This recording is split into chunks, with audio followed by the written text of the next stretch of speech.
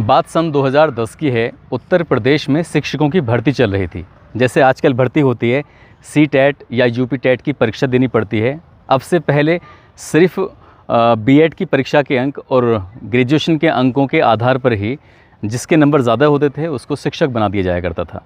2010 का मैं वाक़या सुना रहा हूँ। काउंसलिंग चल रही है। बात है उत्तर प्रदेश के ज़िला बुलंदशहर की।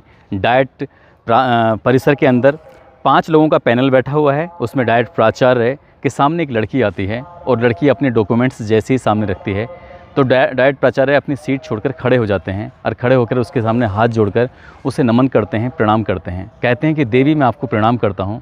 दरअसल बात ही कुछ ऐसी थी। उस लड़की के जो मार्क्स थे वो 99% थे संस्कृत से 99% मार्क्स होना भी अपने आप में, नंबर होना भी बहुत बड़ी बात थी।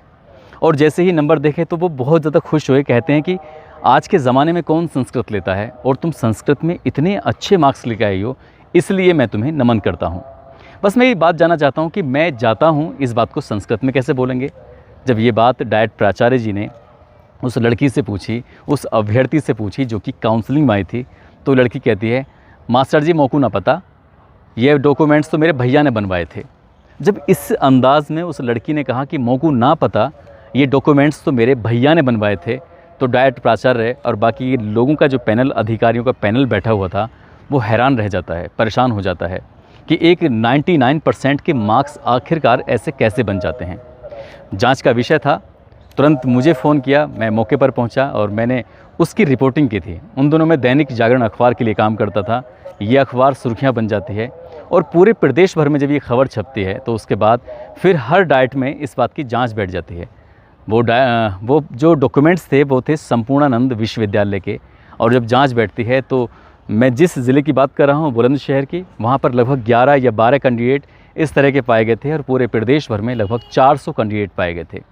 उस ऑफिसर ने अगर ये बात ना पूछी होती, प्रणाम ना किया होता, उस लड़की से ये ना पूछा कि होता कि मैं जाता हूँ इसे संस्कृत में कैसे बनाएंगे, तो ये बात शायद कभी पकड़ में नहीं आती। और पकड़ में नहीं आती तो न जाने कितने ही शिक्षक इस तरह से भर्ती हो जाते। इसके बाद ये मामले की जांच तो होती ही होती है, उससे पहले भी जितने भी मामले थे उनकी भी जांच होती है।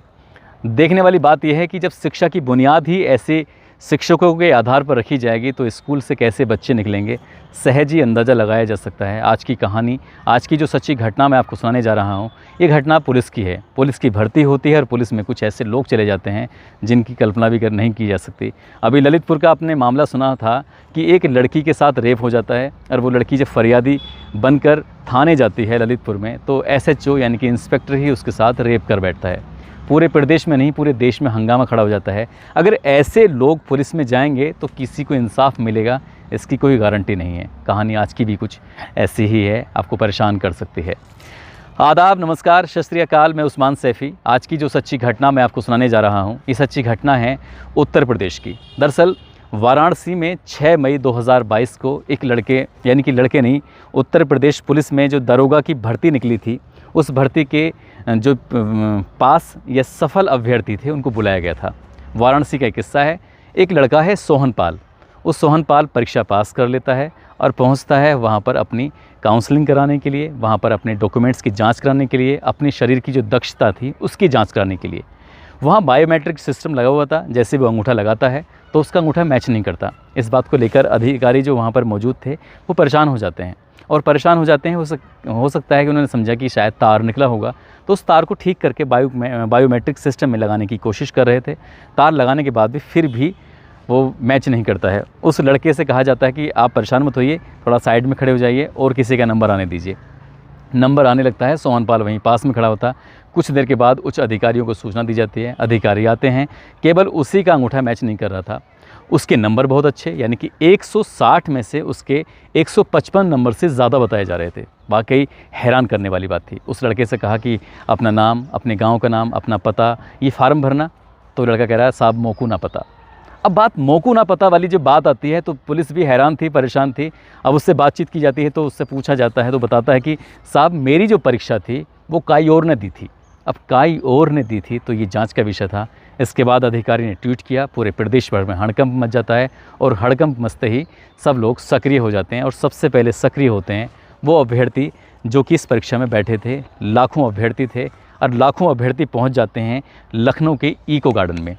ये मिड अप्रैल की बात है 2022 में। वहाँ जाकर धरना प्रदर्शन शुरू कर देते हैं और कहते हैं कि साहब, जो परीक्षा अभी पिछले दिनों हुई थी, परीक्षा हुई थी 12 नवंबर से 2 दिसंबर 2021 के बीच में, अलग अलग पालियों में परीक्षा होती है और उत्तर प्रदेश के या आसपास के प्रदेशों के लाखों अभ्यर्थी उसमें बैठते हैं और उसमें 36,716 परीक्षार्थी पास हो जाते हैं। उन्हीं की काउंसलिंग होनी थी।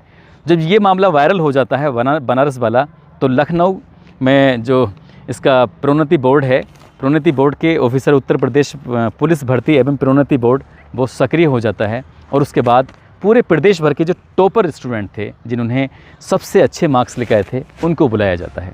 ऐसा ही एक स्टूडेंट जाता है, प्रदीप चौधरी, जो कि उत्तर प्रदेश के ज़िला बुलंदशहर की तहसील खुर्जा के गांव बगराई का रहने वाला है। अपने माता पिता का इकलौता बेटा, एक बहन है, उत्तर प्रदेश पुलिस में वो सिपाही के पद पर कार्यरत है।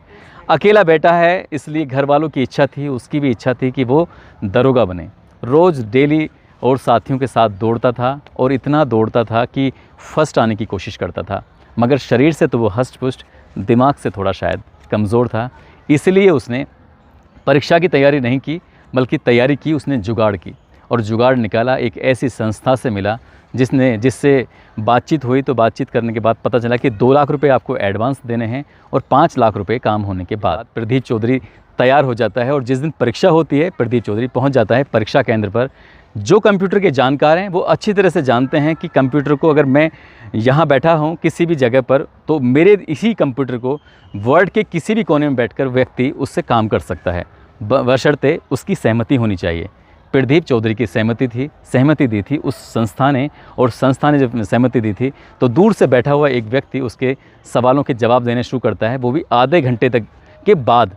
2 घंटे की परीक्षा है, 160 प्रश्नों के उत्तर देने हैं और आधे घंटे तक प्रदीप चौधरी यूँ ही हाथ पे हाथ धरा बैठा था, बिल्कुल शांत हो जाता है। और उसके बाद जब उसका कंप्यूटर दौड़ने लगता है तो वो कंप्यूटर नहीं, सुपर कंप्यूटर बन जाता है। महज 2 से 4 मिनट के अंदर 40 सवालों के जवाब देता है और वो बिल्कुल सही जवाब होते हैं। इसके बाद फिर कुछ देर के बाद ब्रेक लिया जाता है और ब्रेक लेने के बाद फिर से सवालों के जवाब देने शुरू करते हैं। महज थोड़ा सा टाइम बचा था और थोड़े से ही टाइम में 140 से 150 सवालों के जवाब दिए जाते हैं, और वो भी बहुत कम समय में। यानी कि प्रदीप चौधरी के कंप्यूटर पे जो सवालों के जवाब थे, 160 में से 158 जवाब बिल्कुल सही हो जाते हैं और प्रदीप चौधरी टॉप कर जाता है पूरे प्रदेश में। ऐसे ही प्रदीप चौधरी जैसे कई लोग थे। जब शैक्षिक इनके डॉक्यूमेंट्स की वेरिफिकेशन होना है, शारीरिक दक्षता भी देखनी है और इनकी भर्ती के लिए जब पास होने वाला मामला था, अब इन लोगों को पकड़ना था पुलिस को। सोहन पाल का नाम जैसे बनारस से सामने आता है तो प्रदेश भर में जिन जिन अभ्यर्थियों ने परीक्षा दी थी, ऐसे 300 लोगों को चिन्हित किया गया। उत्तर प्रदेश प्रोन्नति बोर्ड जो इसका भर्ती कराता है, उन्होंने चिन्हित किया, कहा कि लखनऊ आ जाइए, आपकी परीक्षा पास कर दिए हैं, आपको सम्मानित भी किया जाएगा। वो खुश हो जाते हैं, मज़ा आ गया, क्योंकि 160 में से किसी के 158 प्रश्नों के उत्तर बिल्कुल ठीक हों और फिजिकल में वो मजबूत हो, तो जाहिर से बात है नौकरी तो उसकी पक्की थी। लेकिन जैसे ही वो लखनऊ जाता है, उसके जैसे और भी बहुत सारे अभ्यर्थी पहुंचते हैं और जब उनसे एक सवाल पूछा जाता है कि भाई तुमने जो जवाब दिए हैं, तुम तो बहुत ब्रिलियंट हो, यूपीएससी की परीक्षा भी पास कर सकते हो, आईपीएस बन सकते हो या आईएएस ऑफिसर भी बन सकते हो। और जब प्रदीप चौधरी से सवाल पूछा जाता है तो प्रदीप चौधरी कहता है मोकू ना पता। बस ये मोकू ना जो पता है, यही पुलिस वाले हैरान रह जाते हैं। उन 300 में से 18 चिन्हित किए जाते हैं, 18 को गिरफ्तार किया जाता है और गिरफ्तार करके उन्हें जेल भेज दिया जाता है। और ये तब होता है जब इको गार्डन लखनऊ में मिड अप्रैल के सेंटर में धरना प्रदर्शन हो रहा था। पूरे देश में हंगामा हो जाता है, बवाल हो जाता है और सरकार की कार्यप्रणाली पर सवाल खड़े हो जाते हैं। कहा जाता है कि साहब, आप तो ईमानदारी की बात करते थे, तो फिर यहाँ बेईमानी क्यों? यहाँ पर बेईमानी हो रही है तो फिर इसकी जांच क्यों नहीं? और जांच वाली बात आती है, जो पुलिस जांच करती है तो जांच में पाया जाता है कि आगरा का कृष्णा इन्फोटेक सेंटर और मेरठ का राधेश्याम पीठ, ये 2 ऐसे सेंटर थे पूरे प्रदेश लेवल पर जहाँ पर सबसे ज़्यादा गड़बड़ी पाई गई थी। सवालों के जवाब वाली जो बात थी वो CRL कैंडिडेट रिस्पॉन्स लॉग, जब कोई भी अभ्यर्थी लॉगिन करेगा तो उसमें मिनट दर मिनट का हिसाब किताब भी आता रहेगा। और ऐसे ही आया था प्रदीप चौधरी का हिसाब किताब। प्रदीप चौधरी जब सवालों की शुरुआत में जवाब नहीं दे रहा था और एकदम फास्ट 2 से 4 मिनट के अंदर 40 सवालों के वो बिल्कुल सही जवाब देता है, 40 के 40, तो ऐसा तो कोई बहुत ही ब्रिलियंट कर सकता है। और प्रदीप जैसे जब 18 लड़के गिरफ्तार होते हैं, उसके बाद जो भी परीक्षा में शामिल हुए थे लाखों अभ्यर्थी, उनको तसल्ली हो जाती है कि प्रदेश सरकार इस मामले की जांच बिल्कुल ठीक से करेगी। और इसकी जो एफआईआर दर्ज कराती हैं वो एएसपी रश्मि रानी हैं। इन्होंने 2 एफआईआर कराई हैं, जो कि उत्तर प्रदेश पुलिस भर्ती एवं प्रोन्नति बोर्ड की एएसपी हैं। मेरी उनसे बातचीत करने की मैंने कोशिश की, लेकिन उन्होंने कहा कि मामले की जांच की जा रही है, जांच के बाद जो भी होगा स्पष्ट, उन आरोपियों को बख्शा नहीं जाएगा। सोचने वाली बात है, जितने भी अभ्यर्थियों ने चोरी से या नकल करके यहाँ तक पहुँचे हैं, शायद वो भविष्य में कोई भी सरकारी नौकरी के लिए आवेदन नहीं कर सकते, क्योंकि उनको हमेशा हमेशा के लिए दीवार घोषित कर दिया जाएगा। ऐसे ही हुआ था सन 2010 में, जितने भी अभ्यर्थी फर्जी तरीके से पाए गए थे, पकड़े गए थे, उनको दीवार घोषित कर दिया गया था। सबके सब फिर नौकरी के लिए अप्लाई नहीं कर सकते। हालांकि वो मामला 10-11 साल या 12 साल के बाद भी आज भी कोर्ट में विचाराधीन है। कोर्ट के मामले तो लंबे चलते हैं, लेकिन उन लोगों की नौकरी नहीं लगेगी, इस बात की गारंटी पक्की है। इसलिए शॉर्टकट का जो रास्ता है उसे कभी भी ना अपनाएं, क्योंकि शॉर्टकट का रास्ता हमेशा गर्त की ओर जाता है, ज़मीन की ओर जाता है, नीचाई की ओर जाता है। ईमानदारी का रास्ता हमेशा ऊंचाई की ओर जाता है। हवाई जहाज़ की तरह अगर आप उड़ना चाहते हैं तो ईमानदारी से मेहनत करिए। और कहते हैं कि सच्ची लगन, ईमानदारी और एकाग्र मन कभी बेकार नहीं जाता। मेहनत करने वालों की कभी हार नहीं होती। इसलिए आप विजयी होने के लिए पूरी ईमानदारी, पूरी शिद्दत के साथ मेहनत करें और कोई भी परीक्षा को आराम से पास करके आगे बढ़ें। और जब आप दरोगा बने या इंस्पेक्टर बने या आईपीएस या कोई भी ऑफिसर बने और आपके पास फरियाद लेके आएगा, तो आप उसकी फरियाद को भी अच्छे से सुनेंगे। यदि आप पैसे देके या रुपए देके आएंगे तो जाहिर सी बात है पहले उन रुपयों को कमाने की कोशिश करेंगे और भ्रष्टाचार बढ़ेगा। इसलिए दोस्तों, इस कहानी को, इस किस्से को, इस घटना को सुनाने का उद्देश्य किसी को परेशान करना नहीं है, किसी का दिल दुखाना नहीं है, बल्कि आपको जागरूक करना है, आपको सचेत करना है। आप जहाँ भी रहें अपना ख्याल रखें, सुरक्षित रहें। जय हिंद, जय भारत।